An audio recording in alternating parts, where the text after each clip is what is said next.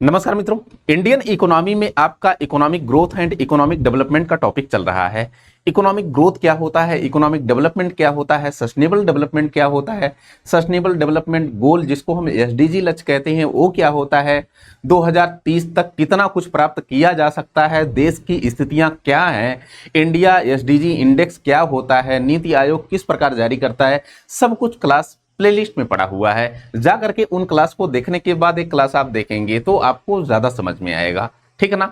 आज बारी है उसी टॉपिक को आगे बढ़ाते हुए, कौन, इकोनॉमिक ग्रोथ एंड डेवलपमेंट का ही टॉपिक, उसी को आगे बढ़ाते हुए एक और सेगमेंट आपको दिखाई पड़ेगा, उसमें समावेशी समृद्धि जिसको हम इंक्लूसिव ग्रोथ कहते हैं। आपके मेंस के जीएस थर्ड पेपर के डायमेंशन से बहुत ज्यादा इंपॉर्टेंट है, यहां से कई बार क्वेश्चंस पूछे गए हैं। तो आपने हेडिंग डालना है समावेशी समृद्धि। अगर मैं पूछूं कि समावेशी समृद्धि क्या होती है, तो आपने एक चीज पढ़ा था, आर्थिक समृद्धि आपने पढ़ा था। मास्टर ने जब आपको आर्थिक समृद्धि या इकोनॉमिक ग्रोथ पढ़ाया था तो उसमें बताया गया था यह एक प्रकार की मात्रात्मक अवधारणा, क्या है बाबू, एक प्रकार की मात्रात्मक अवधारणा, एक दिशीय अवधारणा, अल्पकालिक अवधारणा है, या फिर बहुत सूक्ष्म अवधारणा है या लघु अवधारणा है। क्यों? क्योंकि ये जीडीपी को शो करती है, ये उत्पादन गतिविधियों या उत्पादन के परिवर्तन को शो करती है, एक पर कैपिटा इनकम को शो करती है, एक मात्रा को केवल केवल शो करती है, नेशनल इनकम को शो करती है, कौन, इकोनॉमिक ग्रोथ। लेकिन ये जो है आपका इंक्लूसिव ग्रोथ है, क्या है, इंक्लूसिव ग्रोथ। तो यह एक प्रकार का ऐसा आर्थिक विकास है, समझिएगा जरा, आर्थिक विकास का टॉपिक जिसको हम इकोनॉमिक डेवलपमेंट कहते हैं, उस आर्थिक विकास के टॉपिक को पूरा डिटेल से पढ़ाया गया है। जैसे आर्थिक जो समृद्धि थी वो एक केवल केवल एक मात्रात्मक अवधारणा थी, अर्थव्यवस्था के उत्पादन के परिवर्तन को प्रदर्शित करती थी, अर्थव्यवस्था के आर्थिक गतिविधियों को प्रदर्शित करती थी मात्रा के रूप में, कि आपके अर्थव्यवस्था का अमाउंट ए है, मतलब जीडीपी ए है, पर कैपिटा इनकम ए है, नेशनल इनकम ए है, वो आर्थिक समृद्धि थी जिसको हम मात्रात्मक अवधारणा के रूप में अभिव्यक्त करते थे। लेकिन जो आर्थिक विकास होता है वो विकास के चौमुखी अवधारणा को अभिव्यक्त करता है, एक बहुआयामी अवधारणा को अभिव्यक्त करता है, विकास के हर डायमेंशन को शामिल करता है। तो ये जो आर्थिक ये समावेशी जो समृद्धि है जिसको हम इंक्लूसिव ग्रोथ कहते हैं, यह एक प्रकार का आर्थिक विकास ही है। और ये कहता है, इसका जो तात्पर्य एकदम सिंपल सा है, इसका अर्थ कि हाशिए के अंतिम पायदान पर जो खड़ा हुआ वर्ग है, हाशिए के अंतिम पायदान पर कौन खड़ा हुआ वर्ग होगा, जो विकास की धारा से बाहर होगा, चाहे वो गरीब हो, वो मजदूर हो, वो बेरोजगार हो, वो कुपोषित हो, या फिर वो जो है आपके क्षेत्रीय असमानता पर आधारित हो, छोटे छोटे उद्योग हो, एकदम गरीब राज्य हो, एससी हो, एसटी हो, महिला हो, ओबीसी हो, अल्पसंख्यक हो, दिव्यांग हो, ये जो मतलब कि हाशिए के अंतिम पायदान पर खड़े हुए लोग हैं, विकास की धारा से बाहर लोग खड़े हुए हैं, जब इनको हम विकास की धारा की तरफ लाते हैं तो इसी को हम क्या कहते हैं, इसी को हम समावेशी समृद्धि कहते हैं, ठीक है ना। तो एक काम करना जरा, एक परिभाषा, बस मैं ये कहना चाह रहा हूं कि समझिएगा जरा, जैसे कि हाशिए के अंतिम पायदान पर ये लोग खड़े होंगे यहां पर ऐसे, ये मतलब कि विकास की धारा से बाहर है, और आपकी जो विकास की धारा है वो कहां, यहां पर है, केंद्र बिंदु यहां पर है।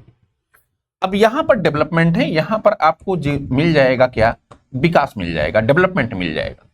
लेकिन ये विकास से काफी ज्यादा दूर खड़े हुए हैं। ये कौन है, तो ये आपके गरीब हैं, ये आपके एससी हैं, अनुसूचित जनजाति हैं, एसटी हैं, अनुसूचित जाति हैं, एससी हैं, ये आपके जो है बेरोजगार हैं, कौन है, बेरोजगार हैं, ये मजदूर वर्ग है, ये मजदूर वर्ग है, ये गरीब राज्य हैं, गरीब राज्य हैं,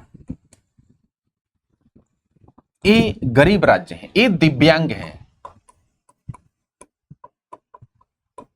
दिव्यांग हैं। तो मेरा यह कहना है कि ये जो हाशिए के अंतिम पायदान पर खड़ा हुआ वर्ग है, अब इसको जब हम विकास की धारा की तरफ लाते हैं, इंक्लूजन इसका करते हैं, समावेशन करते हैं, तो इसको हम क्या कहते हैं, आर्थिक समृद्धि कहते हैं। क्या कहते हैं बाबू, आर्थिक समृद्धि। तो ये कोई नई अवधारणा नहीं है, बल्कि ये वृद्धि, विकास और न्याय संगत वितरण का एक सम्मिलित रूप है। तो वही आपको लिखना है परिभाषा के रूप में, ठीक है ना। 11वीं 12वीं पंचवर्षीय योजना जब लाई गई थी, उसका प्रमुख उद्देश्य समावेशी समृद्धि ही रखा गया था। बहुत अच्छा टॉपिक था। तो एक काम करना, जरा पहले इसकी परिभाषा हम लिखते हैं और फिर एक बार इसको चित्र जो है आप जरूर बनाइएगा ताकि आपको समझ में वो चीजें आए। ठीक है, तो लिखना जरा, समावेशी समृद्धि यहां से लिख लेते हैं, ठीक है ना। तो समावेशी समृद्धि एक ऐसा आर्थिक विकास है, आर्थिक विकास है जिसमें या जिसके अंतर्गत, जिसके अंतर्गत विकास की धारा से बाहर, विकास की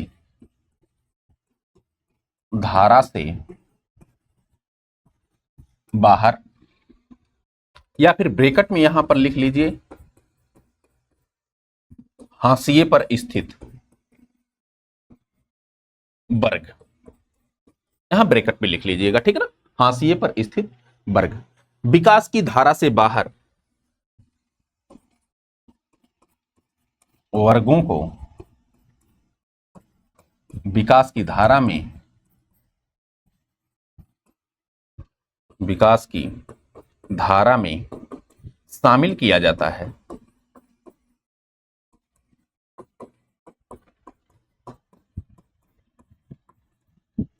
तो उसे समावेशी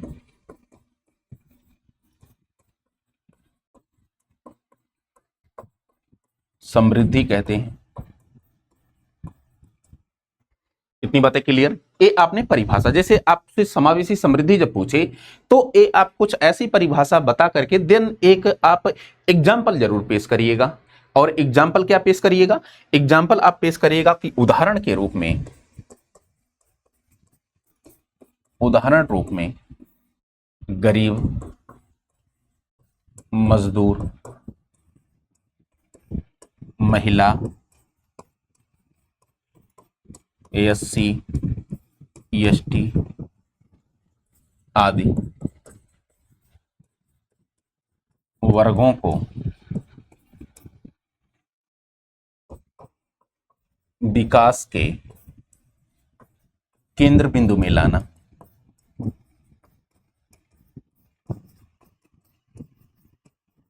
विकास के केंद्र बिंदु में लाना। तो ये आपने एक उदाहरण पेश कर दिया, बाकी आपको बताना है एक एग्जाम्पल के रूप में इस प्रकार, ठीक है ना। तो आप एक जो है चित्र बना देंगे, ड्राफ्टिंग कर देंगे, बाकी ये परिभाषा लिख लेंगे, तो आपकी एक भूमिका अच्छी खासी क्रिएट हो गई इंक्लूसिव ग्रोथ के लिए, समावेशी समृद्धि के लिए। अब यहां पर कुछ चीजें और भी आपको लिखना है, जैसे कि ये किसी प्रकार की नई अवधारणा नहीं है, जो आर्थिक समृद्धि है कोई नई अवधारणा नहीं है, बल्कि यह वृद्धि, विकास और न्याय संगत वितरण का क्या है, सम्मिलित रूप है। इसको जरा लिखना, यह है, यह कोई नई अवधारणा नहीं है, नई अवधारणा नहीं है, बल्कि बल्कि बल्कि वृद्धि, विकास और न्याय संगत वितरण, न्याय संगत वितरण का सम्मिलित रूप है, न्याय संगत वितरण का सम्मिलित रूप है। इतनी बातें क्लियर। ये सब आपको लिखना है, पूरी तरह लिखना है, किसी प्रकार का कंफ्यूजन नहीं होना चाहिए, ठीक है ना। चलें आगे। अभी एक चीज समझना जरा, ये जो समावेशी समृद्धि है यह कुछ सिद्धांतों पर काम करती है। एक तो समानता पर आधारित सिद्धांतों पर काम करती है, दूसरा अर्थव्यवस्था के क्षेत्र के संतुलन के सिद्धांतों पर काम करती है, ठीक है ना। तो एक कुछ सिद्धांतों पर कार्य करती है, उसको आपको क्या करना है, लिखना है। तो समझना जरा, यहां पर लिखिए, यह है यह समानता के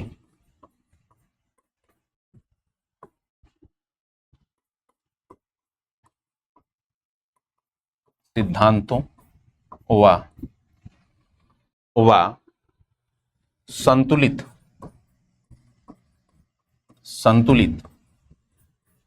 विकास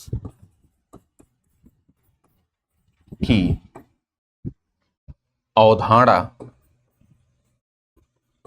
अवधारणा के साथ साथ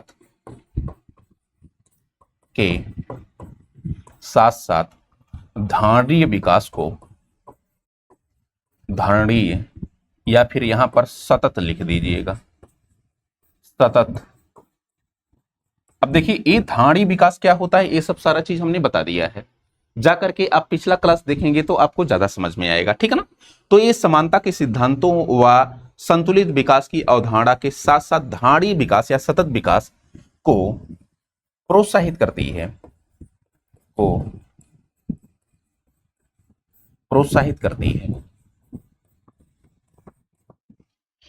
तो ये आपका क्या है, समावेशी समृद्धि। अब थोड़ा सा समझना जरा, अगर मैं इसकी जो है कुछ विशेषताओं को बताऊं तो आप इसकी विशेषताओं को क्या बता सकते हैं। अब देखिए एक हमने पूरी तरह आपको ड्राफ्टिंग करा दी समावेशी समृद्धि से संबंधित, तो ताकि आपका अगर क्वेश्चन आता है तो वो आसानी से आपका क्वेश्चन हो जाए, ठीक है ना। तो यहां पर इसकी कुछ विशेषताएं हैं और उन विशेषताओं के बारे में हमको लिखना है। तो यहां पर एक हेडिंग डालें, समावेशी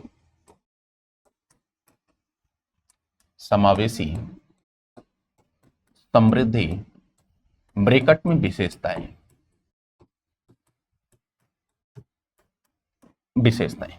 अभी समझना जरा, तो आपको अब तो क्लियर हो गया होगा कि ये इसकी विशेषता क्या हो सकती है। पहला चीज इसकी विशेषता में आप लिखना जरा, इसकी विशेषता में कि यह न्याय संगत वितरण के सिद्धांतों पर काम करती है। क्या? न्याय संगत वितरण, न्याय संगत वितरण की अवधारणा पर आधारित है। न्याय संगत वितरण इन द सेंस ये है कि जो भी भौतिक संसाधन होगा उनका सम वितरण होगा। जैसे 5 किलो आपके पास गेहूं है, 5 लोग हैं, तो 1-1 किलो गेहूं सबके पास जाना चाहिए, वो न्याय संगत वितरण कहलाएगा। क्लियर है ना। अब 5 किलो अगर 5 लीटर तेल है तो वो भी 1-1 लीटर 5 लोगों में वितरित होगा, न्याय संगत वितरण होगा। ऐसा नहीं कि कोई 1 लीटर तेल ले ले और कोई जो है आधा लीटर या 1 पाव तेल भी ना पाए, तो ऐसे में जो न्याय संगत वितरण नहीं हो पाएगा। लेकिन जो समावेशी समृद्धि होती है वो कहती है न्याय संगत इसमें वितरण हो। क्या हो? न्याय संगत वितरण हो, ठीक है ना। ये जो है समानता के सिद्धांतों पर काम करती है, समानता के सिद्धांतों पर काम करती है, ठीक है। और मजे की बात है कि यह आर्थिक समृद्धि की तुलना में समावेशी समृद्धि एक श्रेष्ठ उपाय है मानव के विकास को मापने के लिए। लिखना जरा, यह आर्थिक समृद्धि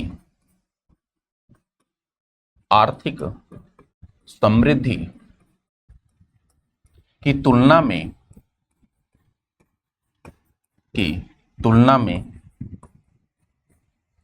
एक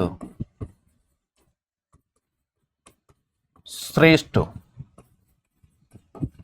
उपाय है। इतनी बातें क्लियर। ये जो समावेशी समृद्धि है यह है सतत विकास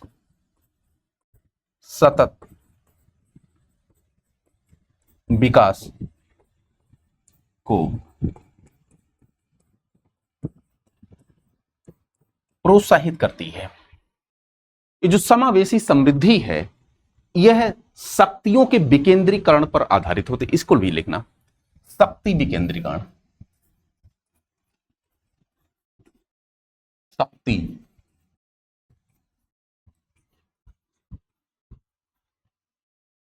विकेंद्रीकरण पर आधारित होती है। शक्ति विकेंद्रीकरण मतलब कि सबके पास जो है पावर पहुंच जाती है इसमें। अच्छा, मजे की बात है कि इसमें वित्तीय समावेशन आपको दिखाई पड़ेगा। क्या? वित्तीय समावेशन लिखना जरा, यहां पर वित्तीय समावेशन दिखाई पड़ता है। वित्तीय समावेशन इन द सेंस सबको जो है, सबको जो गरीब और वंचित वर्ग है सब तक जो है बैंक की पहुंच हो सकती है, सब तक ऋण की पहुंच हो सकती है, सब तक धन की पहुंच हो सकती है। इसी को हम वित्तीय समावेशन कहते हैं, ठीक है ना। तो एक कुछ चीजें हैं समावेशी समृद्धि, बाकी जो है इसमें आप ऐसा लिख सकते हैं कि इसमें विकास की धारा, विकास के केंद्र बिंदु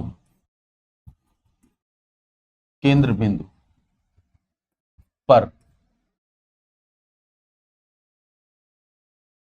कार्य किया जाता है। मतलब कि विकास के केंद्र बिंदु की तरफ जो वंचित और गरीब परिवार हैं या वंचित गरीब वर्ग है उसको लाने का प्रयास किया जाता है। तो एक कुछ सेगमेंट है जो समावेशी समृद्धि की क्या विशेषता है, ठीक है ना।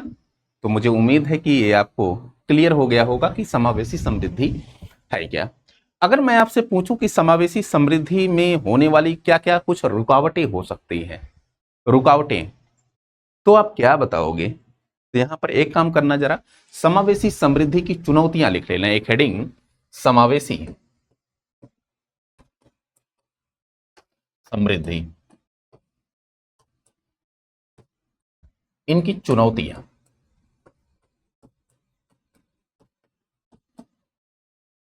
ठीक है ना। तो समावेशी समृद्धि की चुनौतियां क्या हो सकती हैं। पहला कि अगर आय असमानता,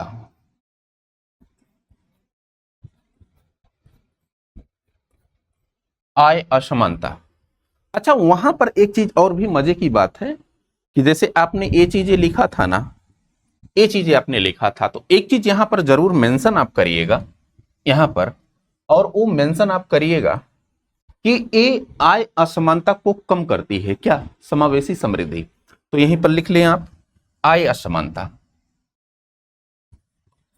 विशेषताओं में लिखिएगा आय असमानताओं को, आय असमानताओं। अच्छा इसमें आय असमानता दो प्रकार की होती है, चाहे ऊर्ध्व असमानता हो, एक होती है ऊर्ध्व और एक होती है क्षैतिज, क्षैतिज, ठीक है ना। ये जो आय असमानता ऊर्ध्व और क्षैतिज को, आय असमानता को कम करती है। अब एक चीज समझना जरा, ये ऊर्ध्व और क्षैतिज आय असमानता क्या होती है। तो अगर मैं आपसे ये कहूं कि भाई 1%, शीर्ष 1% लोगों के पास, शीर्ष 1% लोगों के पास 40%, देश की जीडीपी का 40% हिस्सा सिर्फ देश के शीर्ष 1% लोगों के पास है।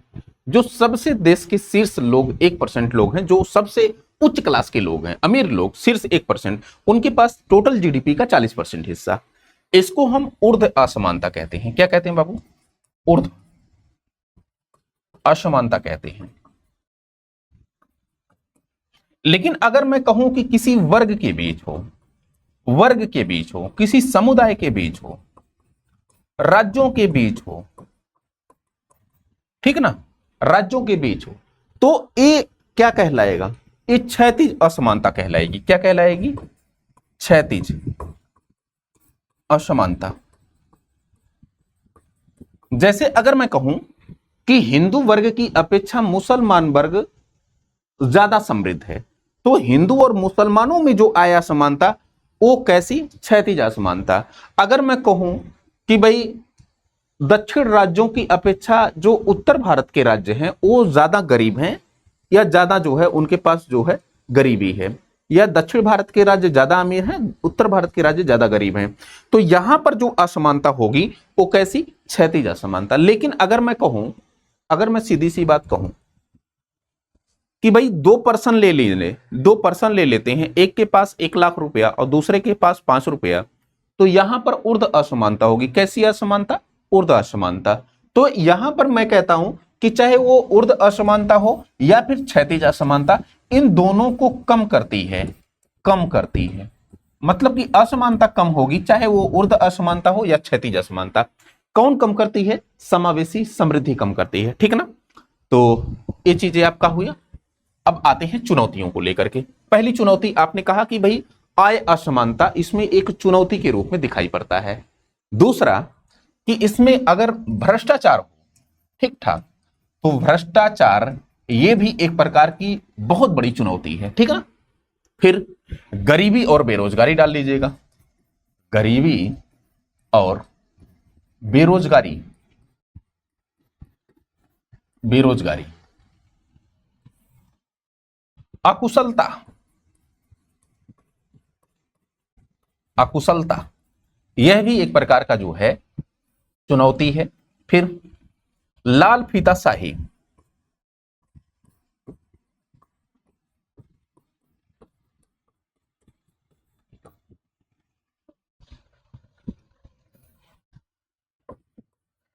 संसाधनों का संकेंद्रण, ठीक ना, संसाधनों का संकेंद्रण,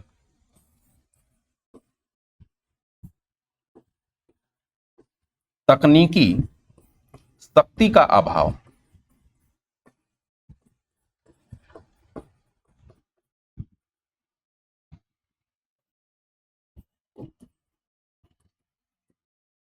स्वास्थ्य का अभाव या स्वास्थ्य का कमजोर होना, ठीक है ना, शिक्षा इसका कमजोर होना, आधारभूत संरचना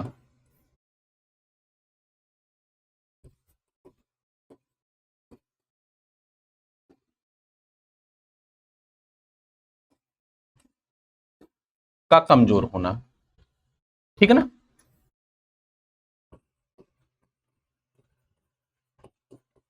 संवैधानिक मूल्यों, और संवैधानिक मूल्यों मतलब कि सोशियो इकोनॉमिक डेमोक्रेसी को साकार करना, जब उस पर आधारित काम नहीं किया जाता, मतलब कि संवैधानिक मूल्यों को कमजोर करना, तो ये समावेशी समृद्धि बाधित होती है। लिखना जरा, संवैधानिक मूल्यों को कमजोर करना, ठीक है ना। तो ये सब सारी चीजें कुछ चुनौतियां हैं। उन चुनौतियों के रूप में आप बता सकते हैं। बाकी भारत सरकार के द्वारा समावेशी समृद्धि को प्रोत्साहित करने के लिए जितनी भी योजनाएं आपको मिले, सारी योजनाएं कहीं ना कहीं समावेशी समृद्धि को शो करती हैं, ठीक है ना। जैसे स्टार्टअप इंडिया, जैसे स्टैंड अप इंडिया, जैसे प्रधानमंत्री आवास योजना, जैसे जो है न्यू एजुकेशन पॉलिसी 2020, ठीक है। तो ये तमाम ऐसी योजनाएं हैं जिनके माध्यम से समावेशी समृद्धि को प्रोत्साहित किया जाता है। तो इसको लिख लीजिए। बाकी ये आपका टॉपिक जो है समावेशी समृद्धि, ये आज कंप्लीट हुआ। अब एक हेडिंग आप डालिएगा, मानव विकास सूचकांक, बहुत इंपॉर्टेंट है, काफी इंपॉर्टेंट, ठीक है ना। तो एक हेडिंग आप डालें, ह्यूमन डेवलपमेंट इंडेक्स, मानव विकास सूचकांक।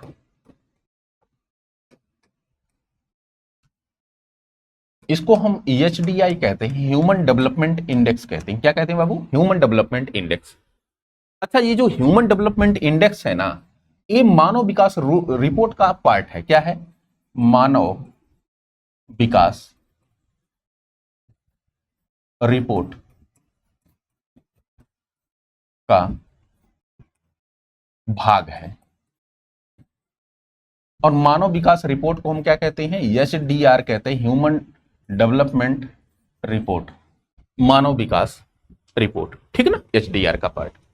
अभी एक चीज आप समझिएगा जरा, मानव विकास रिपोर्ट सूचकांक क्या होता है?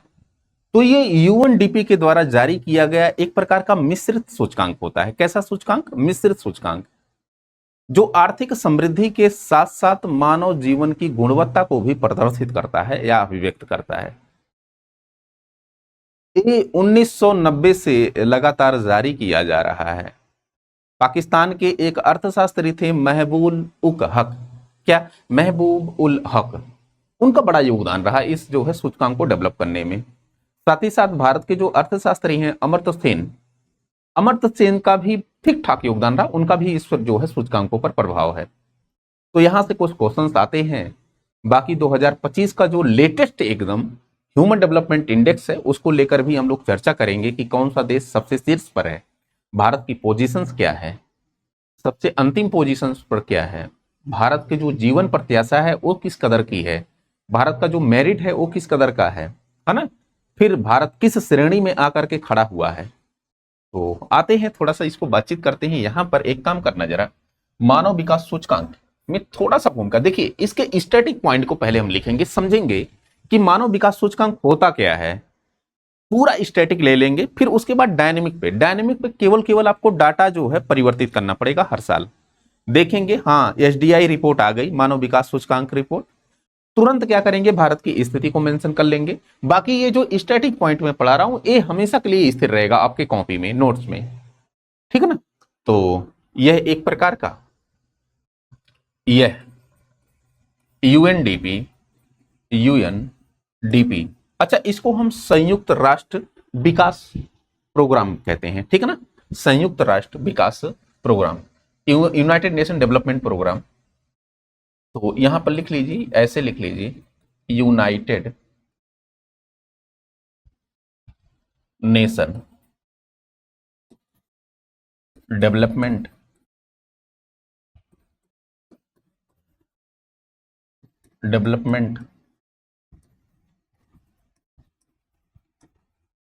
Programme, United Nation Development Programme. तो यूनाइटेड नेशन डेवलपमेंट प्रोग्राम द्वारा जारी किया गया,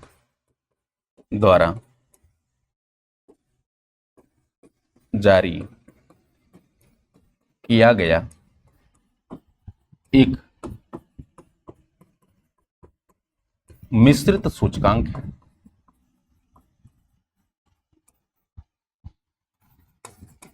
जो आर्थिक समृद्धि, लिखना जरा, जो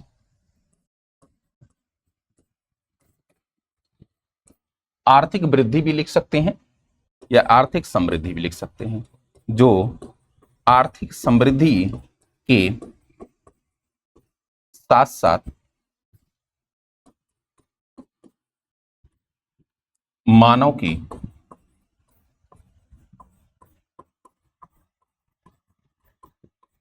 जीवन की गुणवत्ता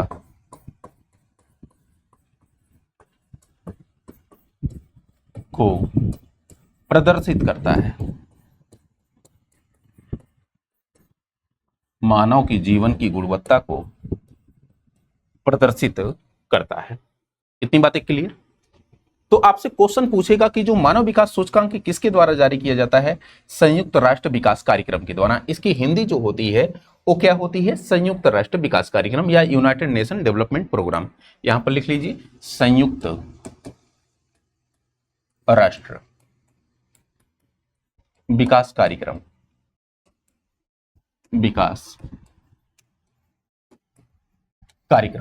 इसके द्वारा ये जारी की जाती है मानव विकास सूचकांक, ठीक है ना। इतनी बातें क्लियर।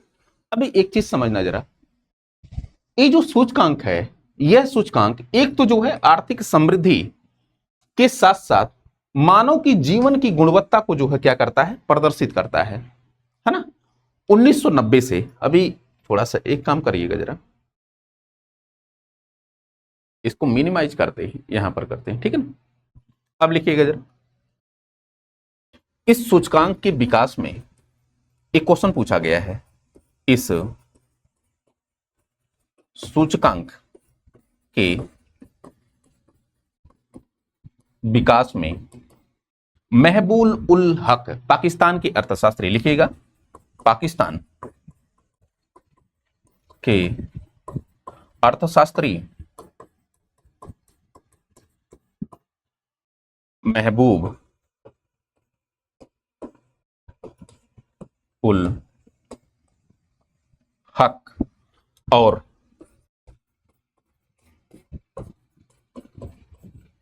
भारत के अर्थशास्त्री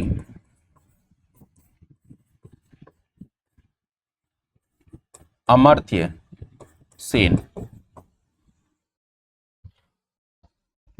का प्रमुख योगदान है। तो इस सूचकांक के विकास में किनका योगदान है? जो एक दूसरे के कट्टर दुश्मन हैं, पाकिस्तान के अर्थशास्त्री हैं महबूब उल हक और भारत के अर्थशास्त्री अमर्त्य सेन, दोनों का प्रमुख योगदान है। ठीक है ना, प्रत्यक्ष रूप से इनका योगदान, अप्रत्यक्ष रूप से जो है भारत के जो इकोनॉमिस्ट हैं, अर्थशास्त्री हैं अमर्त्य सेन, उनका ठीक ठाक योगदान है। 1990 से, मतलब कि जो यूएनडीपी है, लिखना जरा, यूएनडीपी एक क्वेश्चन पूछा गया है। यूएनडीपी मतलब कि आप शॉर्ट फॉर्म में लिख रहा हूं, बाकी संयुक्त राष्ट्र विकास कार्यक्रम आप जानते रहिएगा इसको। यूएनडीपी द्वारा 1990 से प्रत्येक वर्ष एचडीआई ह्यूमन डेवलपमेंट इंडेक्स को जारी किया जा रहा है, जारी किया जाता रहा है। ठीक है ना, तो ये कुछ बातें आपने थोड़ा सा भूमिका के रूप में आपने बता दी। अगर मैं आपसे ये कहूं कि इसका इंपॉर्टेंस क्या है, तो इंपॉर्टेंस आप बता सकते हैं कि भाई ये आर्थिक समृद्धि के बजाय ये मानव कल्याण पर फोकस करता है, मानव कल्याण को अभिव्यक्त करता है। ये किसी देश की अर्थव्यवस्था की तुलना के लिए बड़ा आसान होता है ना। तो जो ह्यूमन डेवलपमेंट इंडेक्स है, इसके मानव की जो है जीवन की गुणवत्ता को हम माप सकते हैं, को हम समझ सकते हैं कि किस देश में ह्यूमन डेवलपमेंट काफी अच्छा है।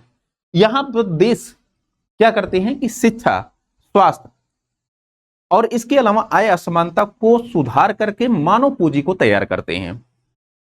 ये अंतरराष्ट्रीय स्तर पर मापन का एक बेहतर तरीका है। यह आर्थिक समृद्धि के बजाय ये जो मानव कल्याण है इस पर फोकस करता है। ठीक है ना, तो ये कुछ इंपॉर्टेंस इसका है। अब एक काम करेंगे आप कि मानव विकास सूचकांक 3 आयामों पर जारी किया जाता है, उसको आप लिखें। जो ह्यूमन डेवलपमेंट इंडेक्स है, या फिर ब्रैकेट में हम एचडीआई लिख लेंगे, ह्यूमन डेवलपमेंट इंडेक्स, ये 3 आयामों पर जारी किया जाता है। ये क्वेश्चन आपसे पूछा है, कितने आयामों पर? 3 आयामों पर जारी किया जाता है। 3 आयाम इसके होते हैं, और ये 3 आयाम क्या होते हैं? पहला जो आयाम है दीर्घायु एवं स्वस्थ जीवन स्तर। क्या? दीर्घायु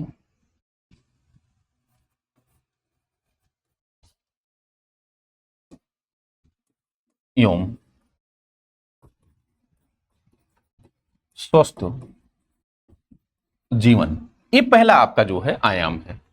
दूसरा आयाम है शिक्षा या अबलिक ज्ञान कर लीजिएगा, और तीसरा आयाम है श्रेष्ठ जीवन स्तर। इन 3 आयामों पर एसडीआई यूएनडीपी के द्वारा जारी किया जाता है। इतनी बातें क्लियर? यहां तक किसी प्रकार की समस्या तो नहीं ना? अब ये जो एसडीआई जारी किया जाता है, इसके लिए जो मानक लिया जाता है वो मानक 0 से लेकर के 1 तक होता है। इसका जो मानव विकास सूचकांक का जो मूल्य होता है, ऐसे लिखना जरा, मानव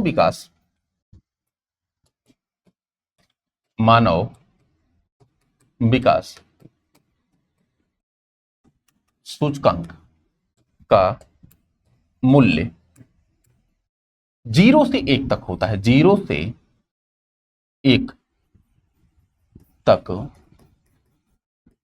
होता है। ठीक है, इतनी बातें क्लियर? अभी समझना जाए 0 से 1 तक क्या मतलब है कि जैसे यहां पर 0 है और यहां पर आपने क्या कर दिया, 1 कर दिया। अब इसके बीच ए चलता है, इसके बीच, अब इसके बीच इन द सेंस जैसे कि 0.1, 0.2, 0.3, 0.4, 0.5, ऐसे 0.9, अब उसके बाद 1 आ जाएगा। तो ये जो 0 की तरफ जितने भी देश होंगे, ये काफी निम्न मानव विकास की श्रेणी के अंतर्गत आएंगे। लेकिन जैसे जैसे उनका पॉइंट ऊपर बढ़ेगा, ये उच्च मानव विकास की श्रेणी में आएंगे। क्या? उच्च मानव विकास की श्रेणी में आएंगे। अब एक चीज समझना जरा, इसके 4 आयाम होते, अब इसी में से विभाजित करके 4 आयाम बना दिया गया, 4 जो है इसके वर्ग बना दिए गए। आयाम तो आप बोलेंगे कि 3 आयामों पर जारी किया जाता है, इन्हीं तीनों का मूल्यांकन करके ए डाटा लिया जाता है, इन तीनों का डाटा लिया जाता है और 4 वर्ग तैयार किए जाते हैं। इन्हीं जो है मूल्यों के बीच 4 वर्ग तैयार किए जाते हैं। कैसे, अभी समझना जरा। यहां पर एक वर्ग तैयार किया जाता है, इधर कर देते हैं। यहां पर एक वर्ग तैयार किया जाता है, 4 वर्ग यहां पर लिखिए, इसके 4 वर्ग होते हैं मूल्यों के। जो पहला वर्ग होता है वो 0.550 या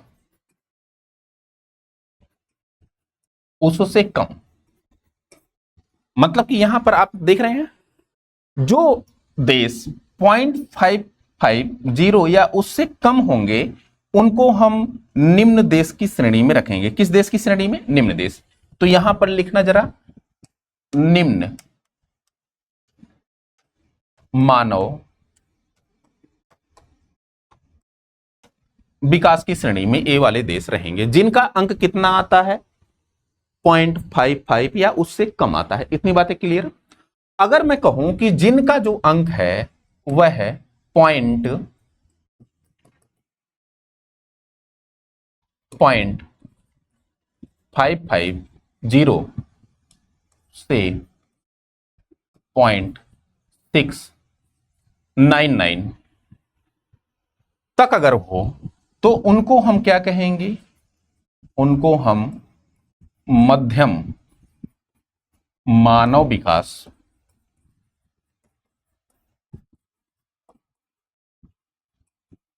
सूचकांक वाले देश कहेंगे।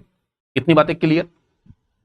फिर एक और कैटेगरी इसकी होती है 0.7 से 0.70 से 0.799 तक। ये जो कैटेगरी होती है इसको हम उच्च मानव विकास सूचकांक की श्रेणी कहते हैं। उच्च मानव विकास सूचकांक की श्रेणी कहते हैं। इतनी बातें क्लियर। एक और इसका वर्ग होता है, जो वर्ग होता है 0.8 से 0.8 से ऊपर, मतलब कि 0.8 या 0.8 से ऊपर, उसको हम क्या कहते हैं? अति उच्च कहते हैं। यहां पर उच्च है, यहां पर अति उच्च हो जाएगा। अति उच्च ESDI वाले देश। इतनी बातें क्लियर। तो ये 4 कैटेगरियां आपको मिल रही हैं। पहली जो कैटेगरी मिल रही है ये 0.550 से या उससे कम, उसको हम निम्न मानव विकास की श्रेणी में वाले देश कहेंगे।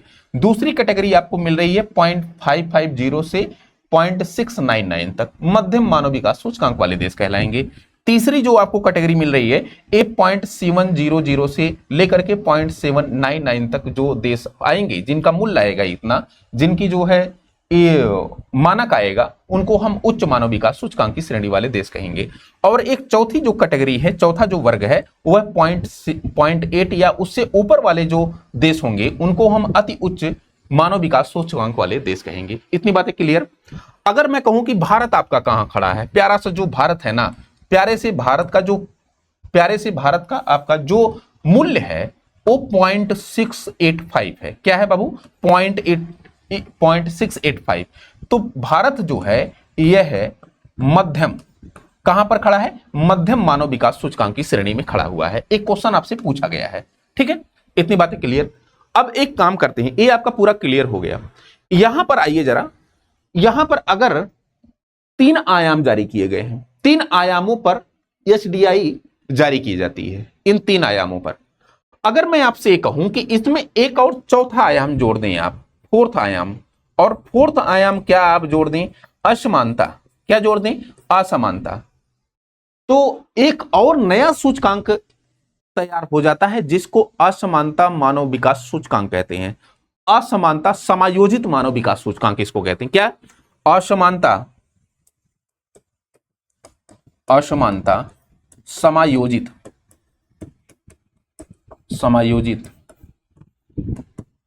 मानव विकास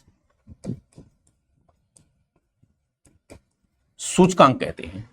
और ये जो असमानता मानव विकास सूचकांक है, इसमें 4 आयाम होंगे, दीर्घायु एवं स्वस्थ जीवन, शिक्षा ज्ञान, श्रेष्ठ जीवन स्तर, और चौथा आयाम असमानता। ठीक है ना। अब इनको मिलाकर के एक नई रिपोर्ट तैयार की जाती है, जिसको हम असमानता समायोजित विकास मानव विकास सूचकांक कहते हैं। और इसको पहली बार कब जारी किया गया था, तो आपने बताना है कि साहब ये 2010 में जारी किया गया था।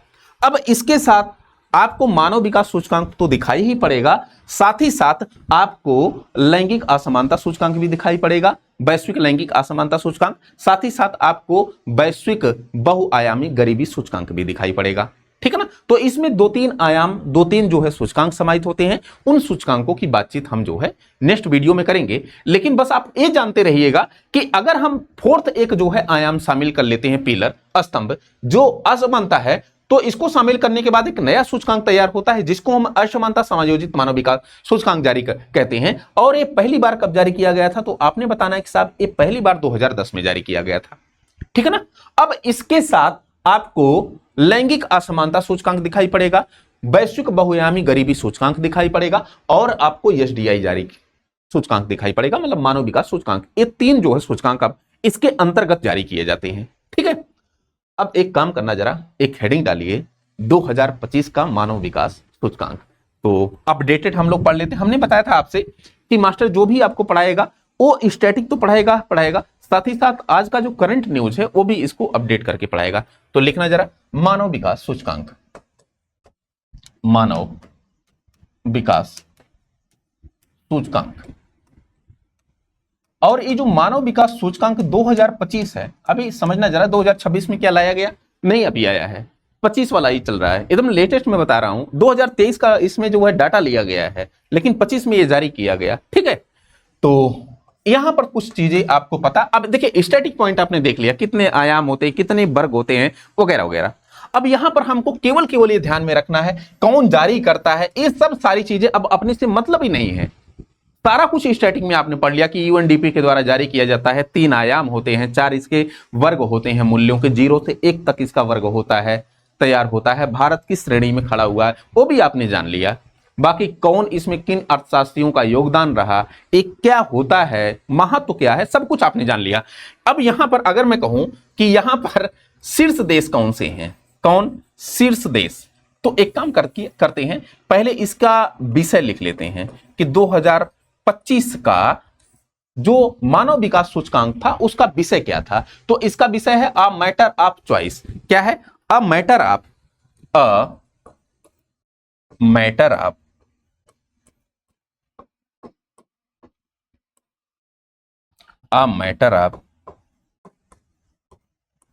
चॉइस। फिर इसके बाद जो है people and possibility in the people of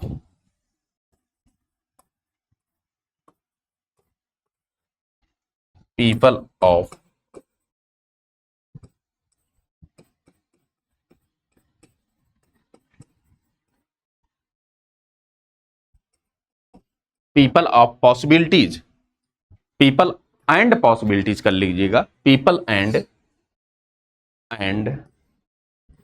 possibilities in the age of AI, in the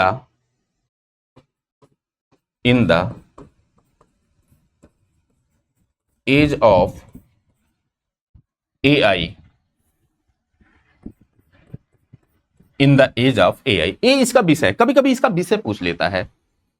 ठीक है ना। A matter of choice, people and possibilities in the age of AI, ये इसका विषय है या थीम आप बोल सकते हैं। ठीक है ना।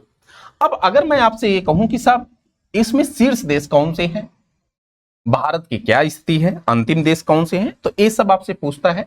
तो यहां पर लिखें जरा, इसमें शीर्ष देश कौन से हैं, तो शीर्ष देश जो है ये आइसलैंड है।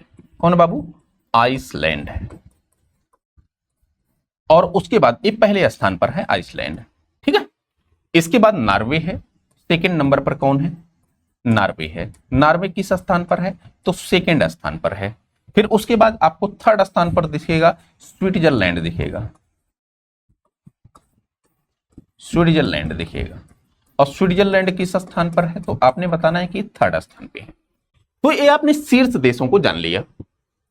अंतिम देश यहां पर लिख लीजिए जरा, अंतिम देश। अंतिम देश, अंतिम देश में कौन है? तो आपने बताना है कि अंतिम देश ये दक्षिणी सूडान है। दक्षिणी, या पूरा लिख लीजिए दक्षिणी, दक्षिणी सूडान। और जो दक्षिणी सूडान है इसका जो पॉइंट है वो क्या है? तो 0.388। हमने बताया था ना 0 से लेकर के 1 तक चलता है, तो इसका जो मान है, मूल्य है, वो 0.388 आया है, बहुत कम आया है। अंतिम देश, अंतिम देश इन द सेंस ये है कि 193वें स्थान पर है, 193वें स्थान पर। कुल इसमें कितने देश पार्टिसिपेट किए थे? तो 193 देश, कुल 193 देश को शामिल किया गया था इसमें, ठीक है ना। तो आपने शीर्ष देश जान लिया, अंतिम देश जान लिया। अब एक काम करते हैं, हम लोग आते हैं भारत की स्थिति पर, ठीक है ना। भारत की स्थिति, अब यहां पर आप लिखिएगा जरा, भारत की स्थिति।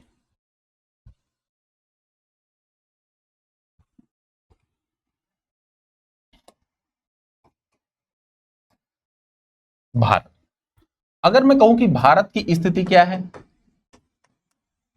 या रैंक क्या है भारत की, तो आपने बताना कि साहब 130 है, कितना? 193 में कितना है? 193, 130 आउट ऑफ 193, 130वां रैंक है हमारा, ठीक है। कितना है? 130वां रैंक है। भारत का जो मूल्य है या मानक है या इसका जो एक मापन आया है वो कितना आया है? 0.685 आया है, ये इसका मूल्य आया है। 21 वर्ग में है, तो आपको बताना है 21 वर्ग में है तो मध्यम मानव विकास की श्रेणी में खड़ा है।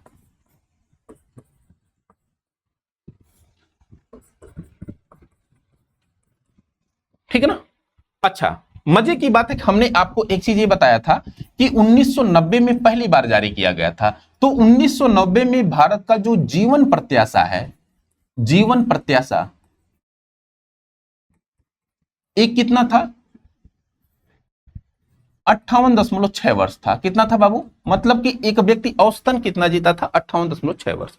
लेकिन अगर मैं कहूं कि वर्तमान कितना है, वर्तमान जीवन प्रत्याशा, तो ये जो वर्तमान जीवन प्रत्याशा है ये 72 वर्ष है। कितना है? 72 वर्ष है। तो एक कुछ चीजें आपको पता होनी चाहिए। बाकी हमने यहां पर मानव विकास सूचकांक 2025 उसका जो है सब्जेक्ट क्या है, शीर्ष देश क्या है, अंतिम देश क्या है, और फिर उसके कितने देश पार्टिसिपेट किए, भारत की स्थिति क्या है, 1990 में क्या कुछ था, बाकी जो है किस वर्ग में शामिल है, कितना इसका रैंक है और कितना मूल्य है, ये सब आपको डिस्कस किया है।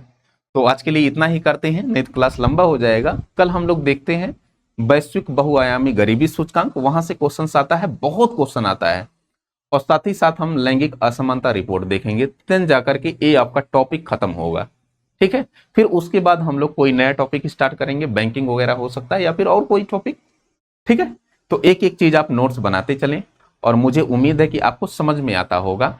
बाकी हम, अच्छा एक चीज और भी, मैं आपको इकोनॉमी का एक सेगमेंट ला रहा हूं जिसमें आपको प्रैक्टिस केवल करा रहा हूं, उसमें केवल प्रैक्टिस, उसका अलग प्लेलिस्ट बना रहेगा, उसको जाकर के आप देखें, उसको प्रैक्टिस करेंगे आप, तो एक अलग आपको दशा और दिशा मिलेगी, अलग प्रकार का आपको एनालिसिस और मूल्यांकन मिलेगा। मिलते हैं कल, आज के लिए इतना ही। थैंक यू सो मच, शुक्रिया।